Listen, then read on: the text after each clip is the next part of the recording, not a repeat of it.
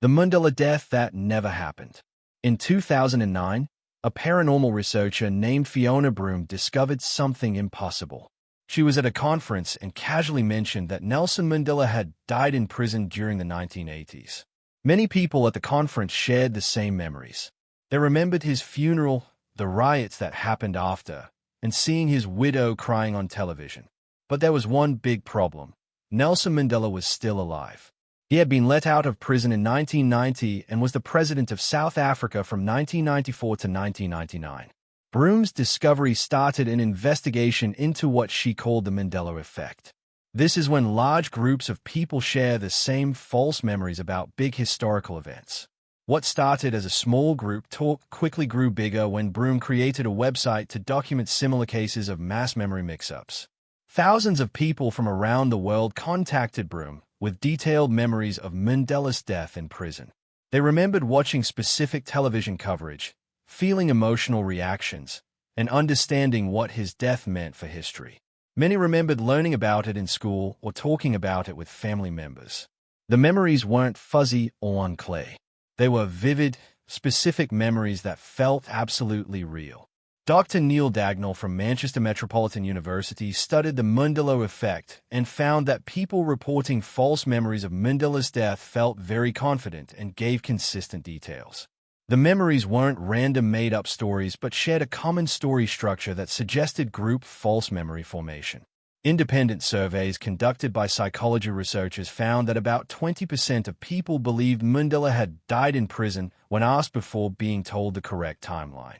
This meant millions of people worldwide shared the same factually wrong but emotionally vivid memory. The consistency of false details was especially striking. People remembered similar images from the funeral, similar emotional reactions from world leaders, and nearly identical consequences of his death for apartheid. The shared specifics suggested this wasn't random misremembering but systematic false memory creation on a massive scale. Recent brain research has found that false memories activate the same brain areas as real memories, making them feel the same as real experiences. People reporting Mandela effect memories show brain activity patterns consistent with genuine memory recall, not confusion or uncertainty. The original Mandela effect case created a template for investigating mass memory mix-ups that has revealed hundreds of similar phenomena affecting millions of people worldwide. The discovery that collective human memory could be systematically wrong about major historical events challenged basic assumptions about how our minds record and preserve information. The mirror that changed its words. Millions of people around the world remember the evil queen in Disney's Snow White saying, "Mirror, mirror on the wall, who's the fairest of them all?" This quote has been referenced in countless parodies, merchandise, and cultural references for decades. However, in the actual Disney film, the Queen says, "Magic mirror on the wall, who's the fairest of them all?" The mass misremembering affects an estimated 90% of people familiar with the story. The discrepancy was first widely noticed in 2012 when online discussions revealed that most people were surprised to learn the actual quote uses magic mirror rather than mirror, mirror. The reaction was immediate and global, with millions of people expressing disbelief and insisting they remembered the mirror, mirror version from childhood viewings.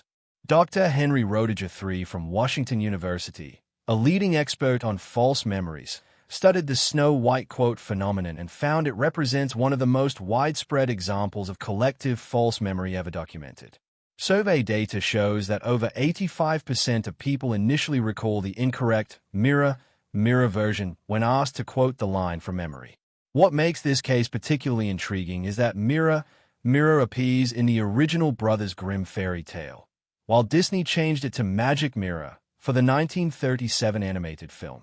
However, people specifically remember hearing the mirror, mirror version in the Disney movie, not from reading the fairy tale. Their memories are of the animated queen speaking those exact words. The false memory has become so widespread that it appears in official Disney merchandise, theme park attractions, and licensed product that use the mirror, mirror phrasing. This has created a feedback loop where the incorrect version has become culturally dominant despite never appearing in the original film.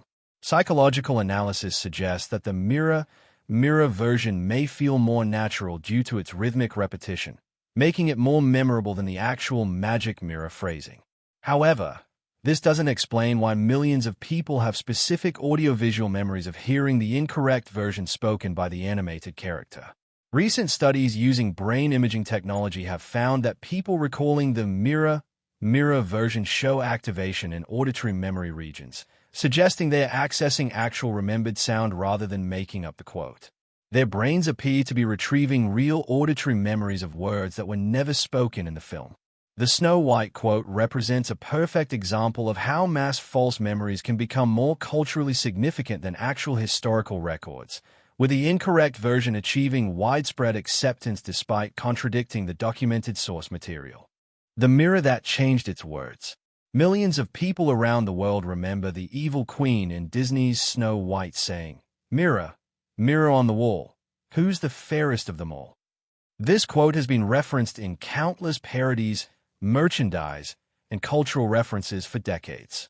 However, in the actual Disney film, the Queen says, "Magic mirror on the wall, who's the fairest of them all?" The mass misremembering affects an estimated 90% of people familiar with the story. The discrepancy was first widely noticed in 2012 when online discussions revealed that most people were surprised to learn the actual quote uses magic mirror rather than mirror, mirror. The reaction was immediate and global, with millions of people expressing disbelief and insisting they remembered the mirror version from childhood viewings. Dr. Henry Roediger III from Washington University, a leading expert on false memories, studied the Snow White quote phenomenon and found it represents one of the most widespread examples of collective false memory ever documented. Survey data shows that over 85% of people initially recall the incorrect mirror version when asked to quote the line from memory. What makes this case particularly intriguing is that mirror appears in the original Brothers Grimm fairy tale, while Disney changed it to magic mirror for the 1937 animated film. However, people specifically remember hearing the mirror version in the Disney movie, not from reading the fairy tale. Their memories are of the animated queen speaking those exact words. The false memory has become so widespread that it appears in official Disney merchandise, theme park attractions, and licensed product that use the mirror phrasing. This has created a feedback loop where the incorrect version has become culturally dominant despite never appearing in the original film. Psychological analysis suggests that the mirror version may feel more natural due to its rhythmic repetition, making it more memorable than the actual magic mirror phrasing. However, this doesn't explain why millions of people have specific audiovisual memories of hearing the incorrect version spoken by the animated character. Recent studies using brain imaging technology have found that people recalling the mirror version show activation in auditory memory regions, suggesting they are accessing actual remembered sound rather than making up the quote. Their brains appear to be retrieving real auditory memories of words that were never spoken in the film. The Snow White quote represents a perfect example of how mass false memories can become more culturally significant than actual historical records, with the incorrect version achieving widespread acceptance despite contradicting the documented source material. The missing of the world ending. One of the most recognizable songs in rock history is Queen's "We Are the Champions," and millions of people remember Freddie Mercury ending the song with a triumphant declaration, "We are the champions of the world." This memory is so strong that it's referenced in movies, sports celebrations, and cultural parodies. However, the studio recording ends with just "We are the champions," with no "of the world" conclusion, leaving many people stunned to discover their memory of the complete ending never existed. The discrepancy was widely noticed in 2016 when social media discussions revealed that many people were surprised to learn the song doesn't end with "of the world." The reaction was immediate and global, with millions of people insisting they clearly remembered hearing that specific ending countless times throughout their lives. Dr. Julia Shaw from University College London, who specializes in false memory research, studied the Queen's song phenomenon and found it represents a particularly interesting case because people report not just remembering the phrase but having emotional connections to that specific ending. Many described feeling disappointed or incomplete when they hear the song end without "of the world," Survey data collected by memory researchers indicates that approximately 80% of people familiar with the song initially expect it to end with "of the world" when asked to complete the lyrics. This suggests the false memory is nearly universal among those who know the song, making it one of the most widespread examples of collective misremembering. What makes this case unusual is that "of the world" does appear earlier in the song. "No time for losers, 'cause we are the champions of the world," which might explain why people remember it at the ending. However, the memories are specifically of the song concluding with those words, not just including them somewhere in the lyrics. The false memory has influenced popular culture, with numerous movies, TV shows, and advertisements using the non-existent "of the world" ending in their soundtracks or references. This has created a cultural version of the song that's more widely known than the actual recorded version. Music memory experts note that people often remember emotionally satisfying conclusions to songs, even when those conclusions weren't actually recorded. The "of the world" ending provides a sense of completion and triumph that the actual ending lacks, potentially explaining why the false memory feels more correct than reality. Live performances of the song sometimes included improvised endings with "of the world," but studio recordings consistently end without that phrase. This discrepancy between live and recorded versions may have contributed to the confusion, though it doesn't explain why people specifically remember the studio version ending with words that were never recorded. The JFK car that gained extra passengers. Most Americans who learned about the Kennedy assassination remember President Kennedy and Jackie Kennedy riding in a four-seat convertible when the shots were fired in Dallas. Their mental image of the tragic event shows the presidential couple in the back seat with two other occupants in front, Secret Service agents or drivers. However, historical footage and photographs clearly show 6 people in the limousine: the Kennedys, Texas Governor John Connally and his wife Nellie, plus driver Roy Kellerman and agent Sam Kinney. The discrepancy was first widely noticed in online discussions about the assassination, when many people expressed surprise at seeing 6 occupants in the famous Zapruder film. Their memories of news coverage, documentaries, and historical accounts all featured a smaller car with fewer people, making the actual footage seem wrong or altered.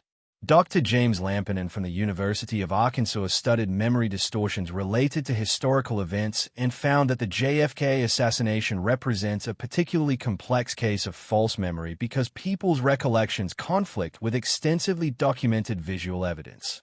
The Zapruder film, multiple photographs, and witness testimonies all confirm 6 occupants, yet many people remember fewer.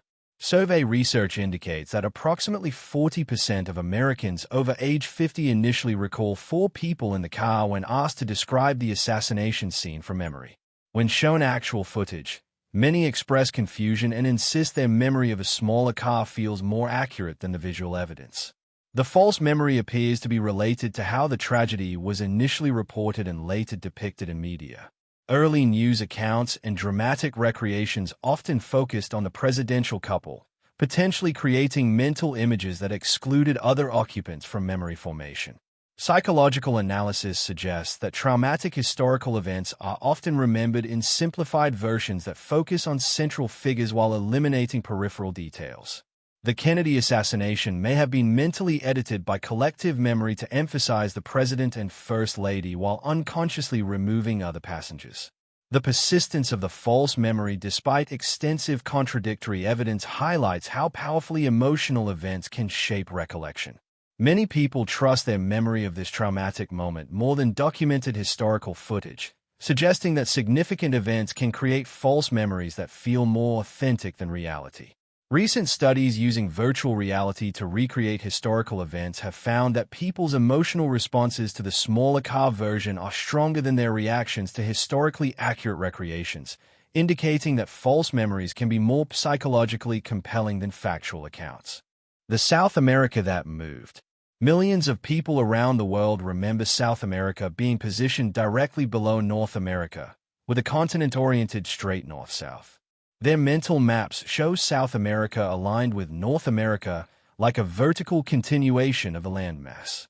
However, South America is actually positioned significantly to the east, with much of the continent sitting east of Florida. This geographical false memory affects an estimated 60% of people when tested on blank world maps. The discrepancy was discovered during educational research in 2014 when geography teachers noticed that students consistently placed South America in the wrong position on blank maps. Further investigation revealed that the misplacement wasn't due to poor education, but reflected a shared false memory that affected adults across different educational backgrounds. Dr. Sarah Cream-Rega from the University of Utah, who studies spatial memory, investigated the South America positioning phenomenon and found that people's internal mental maps consistently show the continent in a more westward position than it actually occupies. The false memory appears to be remarkably consistent across different cultures and geographical regions. International surveys conducted by geography education researchers found that participants from North America, Europe, and Asia all showed similar misplacement of South America on blank world maps. The consistency of the error across different cultural backgrounds suggested a systematic false memory rather than regional educational differences. What makes this case particularly intriguing is that many people report being shocked when they see accurate world maps showing South America's actual position. Their reaction isn't uncertainty or confusion, but genuine surprise, as if the continent had somehow moved from where they remembered it being located. The false memory appears to be reinforced by simplified map projections commonly used in education, which sometimes distort continental positions to fit rectangular formats. However, the specific nature of the misremembering suggests something more than projection distortion. People have detailed memories of South America being directly south of North America. Neurological studies of spatial memory indicate that geographical false memories activate the same brain regions as accurate spatial recollections, making them subjectively indistinguishable from correct geographical knowledge. People experiencing the South America false memory show confidence levels equal to those with accurate geographical memories. The geographical false memory has practical implications for navigation and travel, with some people reporting surprise when flight paths between North and South America don't match their expectations based on their internal mental maps of continental positions. The Tank Man Who Disappeared. One of the most iconic images of the 20th century shows a lone protester standing in front of a column of tanks in Tiananmen Square after the 1989 democracy protests in China. Millions of people around the world remember watching video footage of the tanks running over the protester, creating one of history's most powerful symbols of state oppression. However, in all documented footage, the tanks stop, the man climbs onto the lead tank briefly, and then walks away safely. The memory of his death appears to be a mass false memory affecting millions of witnesses. The discrepancy was first widely discussed in 2014 when anniversary coverage of the Tiananmen Square protests prompted online discussions about the Tank Man incident. Many people expressed surprise to learn that the protester wasn't killed, insisting they had clear memories of seeing him crushed by the tanks on television news coverage. Dr. Elizabeth Loftus from the University of California, Irvine, a leading expert on false memories, studied the Tank Man phenomenon and found it represents one of the most emotionally charged examples of collective false memory. People's recollections include specific details about the aftermath, media reactions, and their own emotional responses to witnessing the death that never occurred.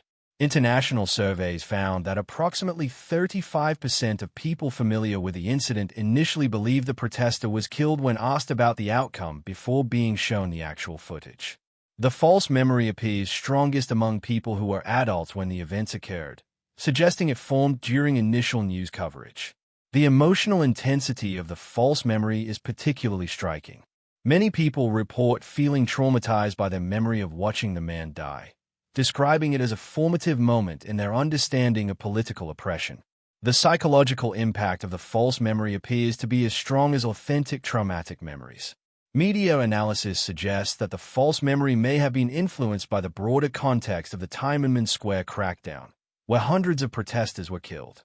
The emotional expectation that the tank man would be killed may have created false memories that felt more appropriate to the tragic circumstances than the actual peaceful resolution. Recent studies using brain imaging have found that people recalling the false death scenario show activation in trauma-related brain regions, indicating that their false memories have created genuine psychological trauma responses to events that never happened. The Tank Man false memory demonstrates how powerful historical images can become distorted in collective memory when emotional expectations override factual outcomes, creating shared false memories that feel more historically significant than actual events. The Monopoly Man's missing monocle. For generations, people have recognized the Monopoly board game mascot as a distinguished gentleman with a top hat, mustache, and monocle. The monocle has been referenced in countless parodies, Halloween costumes, and cultural depictions of the character. However, the official Monopoly Man, Rich Uncle Pennybags, has never worn a monocle in any version of the game. The mass false memory affects an estimated 85% of people familiar with the character. The monocle false memory was first widely discussed in 2017 when social media posts about Mandela effects included images of the actual Monopoly Man without his expected eyeway. The reaction was immediate and widespread, with millions of people expressing disbelief and insisting they clearly remembered the monocle from childhood game sessions. Dr. Kimberly Wade from the University of Warwick studied character-based false memories and found that the Monopoly Man represents a particularly interesting case because people report visual memories of seeing the monocle on game boards, not just assuming it was there. Their recollections include specific details about the monocle's position. The false memory appears to be influenced by cultural associations between wealthy characters and monocles, most notably Mr. Peanut, the planter's mascot, who does wear a monocle. However, people's memories are specifically of the Monopoly Man wearing the eyeway, not confusion between different characters. Survey data indicates that when asked to draw the Monopoly Man from memory, over 80% of participants include a monocle in their illustrations. When later shown the actual character design, many express surprise and insist the version they remember must be from older game editions. Historical research into Monopoly game editions has found no evidence of the monocle ever appearing in official artwork, packaging, or promotional materials throughout the game's 85-year history. The character's design has remained remarkably consistent, yet the false memory persists across multiple generations of players. The monocle false memory has influenced popular culture, with numerous movies, TV shows, and advertisements depicting the Monopoly Man with a monocle, despite this never being part of his official design. The cultural version of the character has become more widely recognized than the actual trademarked version. Recent analysis of childhood toy memory suggests that the monocle false memory may form during early game-playing experiences when children create mental associations between the character and symbols of wealth and sophistication, potentially adding the monocle to match their expectations of how rich characters should appear. The Fruit of the Loom cornucopia. Millions of people who wore Fruit of the Loom underwear remember the company's logo featuring a cornucopia, horn of plenty, behind the fruit. Their memories are specific and detailed, a brown wicker horn with various fruits spilling out of it, prominently displayed on clothing tags and packaging. However, Fruit of the Loom has never used a cornucopia in any version of their logo throughout the company's 170-year history. The mass false memory affects an estimated 70% of people familiar with the brand. The cornucopia false memory gained widespread attention in 2019 when online discussions revealed that many people were surprised to learn the logo contained only fruit with no cornucopia. The reaction was particularly strong because people's memories of the cornucopia were extremely detailed and associated with childhood experiences of getting dressed and learning about the logo. Dr. Carol Laney from Reed College, who studies commercial memory distortions, investigated the Fruit of the Loom phenomenon and found it represents one of the most vivid examples of brand-related false memory. People report not just remembering the cornucopia but using it to learn what a cornucopia was, making it an educational memory as well as a commercial one. The false memory includes specific details about the cornucopia's appearance, position, and color that are remarkably consistent across different individuals. Most people remember it as brown, wicker-textured, positioned behind the fruit, and slightly tilted. The specificity suggests organized false memory formation rather than random made-up stories. Company records and trademark filings confirm that Fruit of the Loom has never included a cornucopia in their logo designs. Despite the false memory being widespread among consumers who wore the brand for decades, historical logo variations show only different arrangements of fruit without any additional elements. The persistence of the cornucopia memory, despite contradictory evidence, has led to consumer confusion, with some people insisting that their old clothing must have featured a different logo than current products. However, examination of vintage Fruit of the Loom items consistently shows logos without cornucopias. Educational researchers have found that many people report learning the word cornucopia specifically from the Fruit of the Loom logo, creating strong associative memories between the brand and the concept. However, since the logo never included a cornucopia, these educational memories appear to be entirely false.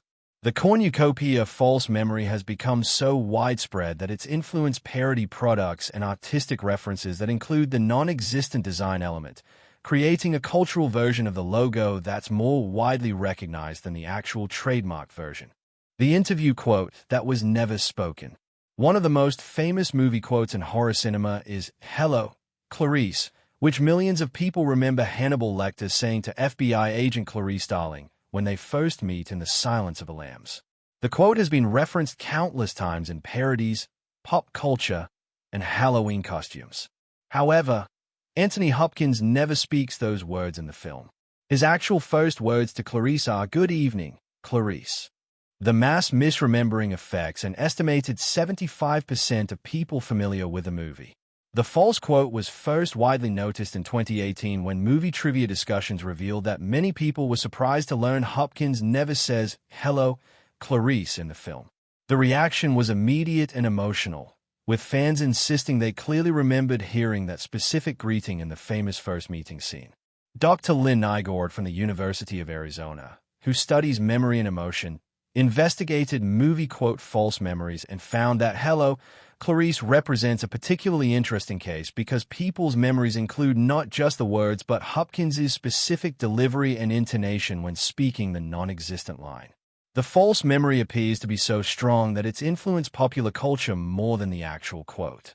Movies, TV shows, and comedy sketches consistently use "Hello, Clarice" rather than "Good evening, Clarice" when referencing or parodying the scene, creating a cultural version of the quote that's more widely known than the original. Survey data indicates that when asked to quote Hannibal Lecter's greeting to Clarice, over 70% of respondents initially provide the incorrect "Hello, Clarice" version. When shown the actual scene, many express surprise and insist the version they remember must be from a different part of the movie. The specificity of the false memory is particularly striking. People don't just remember the wrong words. They remember Hopkins's precise pronunciation of Clarice and the pause before it, suggesting they're accessing detailed audiovisual memories of dialogue that was never recorded. Psychological analysis suggests that "Hello, Clarice" may feel more natural as an opening greeting than "Good evening, Clarice," potentially explaining why the false memory has replaced the actual quote in collective consciousness. The incorrect version matches social expectations for how introductory conversations should begin. Recent studies of movie memory have found that iconic scenes are often remembered in simplified or improved versions that feel more dramatically satisfying than the actual film dialogue, suggesting that emotional expectations can systematically alter recollections of entertainment experiences.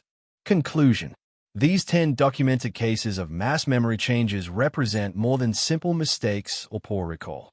They are evidence of a systematic phenomenon where millions of people share identical false memories that feel more real and emotionally authentic than actual historical records. From movie quotes that were never spoken to geographical changes that never occurred, each case challenges our understanding of how human consciousness creates and preserves memory. What makes these mass memory changes particularly unsettling is their consistency and emotional intensity.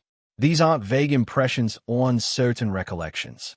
They are vivid, detailed memories that millions of people would stake their reputation on. Despite contradicting all available evidence, the shared specificity suggests that collective false memory formation follows patterns that psychology is only beginning to understand. The phenomenon forces us to confront uncomfortable questions about the reliability of human memory and the nature of shared cultural knowledge. If millions of people can simultaneously remember historical events, cultural references, and factual information incorrectly, then our confidence in collective memory as a reliable record of the past may be fundamentally misplaced. Perhaps most disturbing is that many of these false memories feel more correct or emotionally satisfying than the actual facts. People often prefer their remembered versions to documented reality, suggesting that human consciousness may naturally edit experiences to create more psychologically compelling narratives than what actually occurred.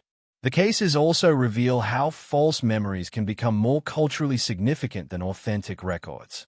The incorrect versions of quotes, logos, and events are often more widely referenced in popular culture than the actual originals, creating a feedback loop where false memories gain cultural authority that reinforces their perceived authenticity. The implications extend beyond individual psychology to questions about the nature of historical truth and cultural transmission. If collective human memory systematically distorts major events, cultural references, and factual information, then our understanding of shared history may be built on foundations that are less solid than we assume. These mass memory changes prove that reality and memory exist in a far more complex relationship than we've understood.